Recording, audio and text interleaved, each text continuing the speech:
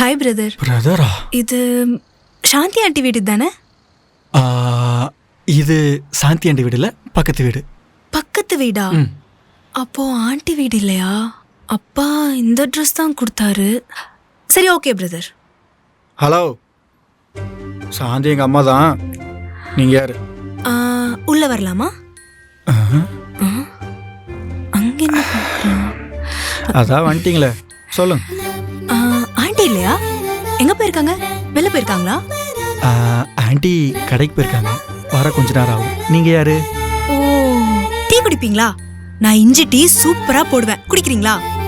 நல்ல டேலண்ட்டுங்க. நீங்க யாரு? அத விடுங்க, கிச்சன் எங்க இருக்கு?